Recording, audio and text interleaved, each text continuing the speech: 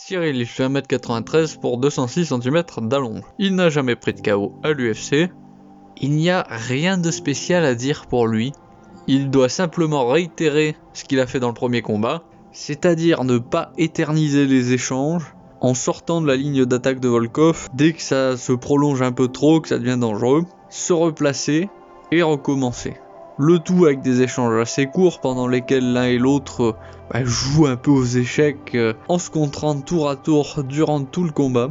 Je dis ça parce que Gane est plus rapide dans ses accélérations en jeu de jambes, ce qui lui permet de gagner la plupart des échanges, comme il l'a fait dans le premier combat.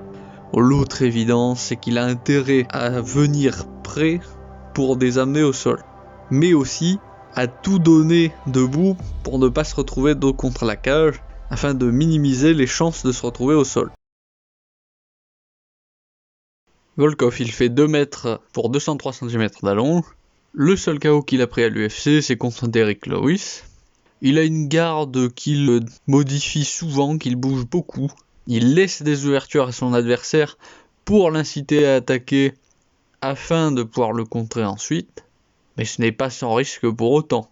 L'évidence pour Volkov, c'est de tout faire pour essayer d'aller au sol contre Gane, puis de tenter des arm triangle choke ou des Ezekiel choke, afin de tirer profit du fait qu'il est plus grand que Gane. Ça lui donnera plus de facilité pour placer ce genre de soumission, car il aura moins besoin de se sortir de la garde dans le Jujutsu de Gane qu'un autre qui serait plus petit que lui. Pour parvenir à emmener Gane au sol, il a tout intérêt à augmenter son volume de coups en comparaison de son premier combat, de presser Gane et d'essayer de le rapprocher autant que possible de la cage. A noter aussi que dans le premier combat, c'est overhand avait le plus de succès. Concernant le combat debout, Gane gagnerait 70 combats si ces deux-là s'affrontaient 100 fois. Mais je précise bien debout. Il y a un risque sérieux pour que Gane soit soumis s'il est amené au sol. Mais attention, ne me faites pas dire ce que je n'ai pas dit. Volkov, il est loin d'être un lutteur d'exception. Sa seule soumission à l'UFC, c'est contre Tuivasa, qui est aussi technicien en grappling que peut l'être Derrick Lewis.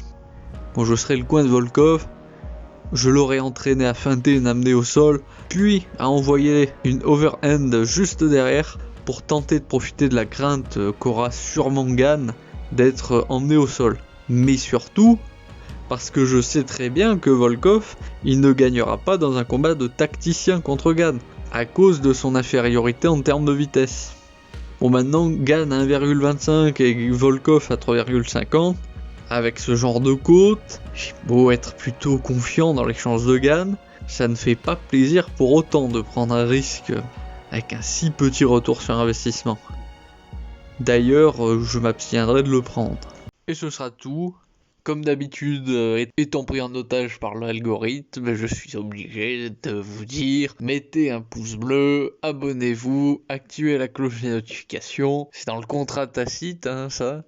Mais par contre, je serai bien content de connaître votre avis sur ce combat, et je vous dis à la prochaine.